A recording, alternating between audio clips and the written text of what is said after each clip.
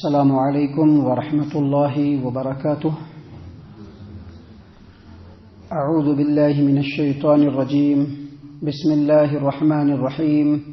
قل ارأیتکم ان اتاکم عذاب اللہ بغتۃ او جہرۃ هل یہلک الا القوم الظالمون وما نرسل المرسلین الا مبشرین ومنذرین فمن آمن واصلح فلا خوف علیہم ولا هم يحزنون والذین کذبوا بآیاتنا یمسهم العذاب بما كانوا یفسقون. اے محمد صلی اللہ علیہ وسلم، آپ لوگوں سے پوچھئے کہ تمہارا کیا خیال ہے، بھلا تم بتاؤ تو کہ اگر تمہارے پاس اللہ تبارک و تعالیٰ کا عذاب اچانک آ جائے یا کھلم کھلا واضح طور پر آ جائے تو کیا ظالم قوم کے علاوہ اور کوئی ہلاک ہوگا؟ اور ہم کوئی بھی رسول بھیجتے ہیں، بھیجنے کا مقصد یہ ہے کہ وہ لوگوں کو خوشخبری سنائیں اور ڈرائیں. پس وہ لوگ جو ایمان لے آئے اور اپنے اعمال کو درست کر لیے، ان کے اوپر نہ تو کوئی خوف ہوگا اور نہ ہی وہ غمگین ہوں گے. اور وہ لوگ جنہوں نے ہماری آیتوں کو جھٹلایا، آیتوں کو جھٹلانے کی وجہ سے ان کو اللہ کا عذاب ضرور بھی ضرور پہنچے گا، ان کی نافرمانیوں کی وجہ سے. محترم سامعین کرام، سورۃ الانعام سورہ نمبر 6 اور اسی سورت سے بھی آپ کے سامنے آیت نمبر 47، 48، 49 یعنی 47، 48، 49 یہ 3 آیات آپ کے سامنے تلاوت کی گئی. تینوں آیتوں کا ترجمہ بھی آپ کی خدمت میں پیش کیا گیا. لگاتار اللہ تبارک و تعالیٰ کی طرف سے محمد عربی صلی اللہ علیہ وسلم کو مخاطب کرتے ہوئے مکہ کے مشرکین کو نصیحت کی جا رہی ہے. لیکن ہم آپ کو بتلا دیں کہ یہ نصیحت صرف مکہ کے مشرکین کے لیے نہیں ہے، بلکہ قرآن کریم کی ایک ایک آیت کریمہ کے اندر، قرآن کریم کے ایک ایک لفظ کے اندر، قرآن کریم کے ایک ایک حرف کے اندر اللہ تبارک و تعالیٰ نے تمام انسانوں کے لیے نصیحت اور ہدایت کے رستے بتلائے ہیں. تو یہاں پر جو ہدایتیں ہیں، جو نصیحتیں ہیں، وہ ہمارے لیے بھی ہے. سب سے پہلے ان ہدایتوں کو، ان نصیحتوں کو ہمیں اپنے سامنے رکھ کر کے سوچنا چاہیے اور اس پر غور و فکر کر کے اپنے اعمال کو درست کرنے کی کوشش کرنی چاہیے. دیکھیے اللہ تبارک و تعالیٰ نے فرمایا، قل، اے محمد صلی اللہ علیہ وسلم آپ ان سے پوچھئے، ان کو کہیے، ان سے بتلائیے، ان سے آپ جواب طلب کیجئے. اور ارأیتکم ان اتاکم عذاب اللہ بغتۃ او جہرۃ، اگر تمہارے پاس اللہ تبارک و تعالیٰ کا عذاب اچانک آ جائے یا کھلم کھلا واضح طور پر اللہ تبارک و تعالیٰ کا عذاب آ جائے تو کیا ظالم قوم کے علاوہ اور کوئی ہلاک ہوگا؟ سامعین کرام، یہاں پر اللہ تبارک و تعالیٰ کا یہ فرمانا کہ اچانک تمہارے اوپر عذاب آ جائے یا پھر کھلم کھلا عذاب آئے، تو اچانک عذاب آنے کا مطلب یہ ہے کہ کوئی الٹیمیٹم نہیں دیا جائے گا، سیدھے عذاب آ جائے گا. جیسا کہ بعض قوموں کے اوپر آیا، کوئی الٹیمیٹم نہیں دیا گیا، سیدھے ان کے اوپر عذاب آیا. نبی نے ان کو برابر آگاہ کیا کہ اگر تم لوگ اپنے عمل کو درست نہیں کرو گے تو اللہ کا عذاب آئے گا، اور اچانک عذاب آ گیا. اور کھلم کھلا عذاب کا مطلب یہ ہے کہ عذاب کے آنے سے پہلے عذاب کی نشانیاں ظاہر ہونے لگی. جیسا کہ قوم لوط، ایک قوم یونس علیہ الصلوۃ والسلام کی قوم، ان کے اوپر جب عذاب آیا تو عذاب آنے سے پہلے عذاب کی نشانیاں آنے لگی. اس لیے وہ سارے کے سارے قوم ایک جو ہے میدان کے اندر نکلے، اپنے تمام لوگوں کو لے کر کے نکلے، تمام چوپائے جانوروں کو لے کر کے نکلے اور اللہ تبارک و تعالیٰ سے توبہ استغفار کرنا شروع کیا تو اللہ نے ان کی توبہ کو قبول فرمایا تھا. تو عذاب جو ہے کبھی اچانک آ جاتا ہے، کبھی عذاب جو ہے اللہ تبارک و تعالیٰ کا عذاب آنے سے پہلے نشانیاں ظاہر ہوتی ہیں.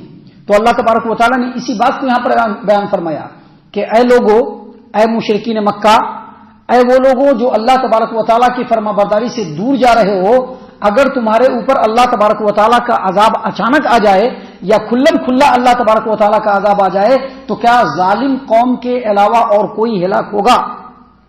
تو ظالم قوم کے علاوہ اور کوئی ہلاک ہوگا، اس کے کئی معنی اور مفہوم بیان کیے گئے ہیں. اس کا ایک معنی یہ بیان کیا گیا ہے کہ جب اللہ تبارک و تعالیٰ کسی قوم کے اوپر عذاب بھیجتا ہے تو اس کے نبی کو، اس قوم کے نبی کو اللہ تعالیٰ پہلے سے ہی آگاہ کر دیتا ہے کہ دیکھو فلاں وقت میں عذاب آئے گا، جتنے بھی ایمان والے ہیں، جتنے بھی پیروکار ہیں، ان کو لے کر کے آپ کہیں دور نکل جائیے تاکہ وہ لوگ اللہ کے عذاب سے محفوظ رہیں اور صرف ظالم قوم ہی ہلاک ہو. ایک مطلب یہ ہے. دوسرا مطلب یہ ہے کہ کسی قوم کے اوپر جو عذاب آتا ہے تو اس قوم کے ظلم کی وجہ سے ہی آتا ہے. جو ظالم ہوتے ہیں اس قوم کے، اس ظالم قوم کے ظلم کی وجہ سے ہی آتا ہے. لہذا اللہ تبارک و تعالیٰ نے اس آیت کریمہ کے ذریعے سے ظالم قوم کے لوگوں کو ہدایت کیا ہے. جو لوگ قوم میں ظالم ہوتے ہیں ان کو ہدایت کیا ہے, ان کو نصیحت کیا ہے, ان کو خبردار کیا ہے کہ ٹائم رہنے سے پہلے تم توبہ کر لو تاکہ تم خود بھی بچ جاؤ اور دوسروں کی ہلاکت کا سبب نہ بنو. اور اس کا ایک تیسرا معنی بھی بیان کیا گیا ہے. معنی یہ بیان کیا گیا ہے کہ دنیا میں موت تو سبھی کو آتی ہے, لیکن جو لوگ ظالم ہیں وہ موت کے بعد بھی ہلاک ہوں گے. یعنی موت تو ہے لیکن موت کے بعد بھی وہ ہلاک ہوں گے. آگے جب موت کے بعد ان کے قبر کی زندگی ہوگی, برزخی زندگی ہوگی, اس میں بھی وہ ہلاک ہوں گے. پھر جب وہ قیامت کے میدان میں پہنچیں گے تو جہنم میں جا کر کے بھی ہلاک ہوں گے. جبکہ اس کے مقابلے میں جو ایمان والے لوگ ہیں موت کے فوراً بعد اللہ تبارک و تعالیٰ کی رحمت و برکت کے سائے میں وہ لوگ آ جائیں گے. اللہ تبارک و تعالیٰ نے اسی لیے یہاں پر بیان فرمایا ہے کہ اے محمد صلی اللہ علیہ وسلم آپ ان سے پوچھئے کہ بھلا بتلاؤ تو کہ اگر تمہارے اوپر اچانک عذاب آ جائے یا کھلم کھلا عذاب آ جائے تو کیا ظالم قوم کے علاوہ اور کوئی ہلاک ہوگا؟ دوسرا کوئی ہلاک نہیں ہوگا. محترم سامعین کرام, آگے اللہ تبارک و تعالیٰ نے فرمایا وما نرسل المرسلین الا مبشرین ومنذرین. کسی بھی رسول کو جو ہم بھیجتے ہیں تو رسولوں کو بھیجنے کا مقصد اور مطلب یہ ہوتا ہے کہ وہ لوگوں کو خوشخبری بھی سنائیں اور لوگوں کو عذاب سے ڈرائیں بھی. رسول کے بھیجنے کا یہ مقصد ہوتا ہے. اب تو رسول آئیں گے نہیں. اللہ تبارک و تعالیٰ نے ایسے افراد کو, ایسے علماء کرام کو پیدا کیا ہے جو لوگوں کے سامنے حق بات کو واضح کرتے ہیں, لوگوں کو اللہ تبارک و تعالیٰ کی نعمتوں کی خوشخبری دیتے ہیں, اللہ تبارک و تعالیٰ کے عذاب سے ڈراتے ہیں, ان کے اعمال کے سبب جو پریشانی آنے والی ہے اس سے ڈراتے ہیں. تو اللہ تبارک و تعالیٰ نے یہاں پر بیان فرمایا کہ ہم جو بھی رسول بھیجتے ہیں ان رسولوں کو بھیجنے کا مقصد یہ ہوتا ہے کہ لوگوں کو خوشخبری بھی سنانا ہے اور لوگوں کو اللہ کے عذاب سے ڈرانا بھی ہے. اس کے بعد آگے کہا فمن آمن واصلح فلا خوف علیہم ولا هم يحزنون. لہذا جب رسولوں کو بھیجا جاتا ہے یا رسولوں کی تعلیمات لوگوں کے سامنے جاتی ہے اور ان تعلیمات کو غور و فکر کرنے کے بعد جو لوگ ایمان لے آتے ہیں, اپنے اعمال کو درست کر لیتے ہیں, ان کے لیے آگے کوئی خوف نہیں ہوگا اور دنیا میں جو چھوٹے گا اس کا بھی غم نہیں ہوگا. آگے ان کو مستقبل میں کوئی خوف نہیں ہوگا کیونکہ اللہ تبارک و تعالیٰ کی طرف سے وہ مامون ہے. اور دنیا میں جو کچھ چھوٹے گا اس کا بھی ان کو غم نہیں ملے گا, کوئی غم نہیں ہوگا ان کو.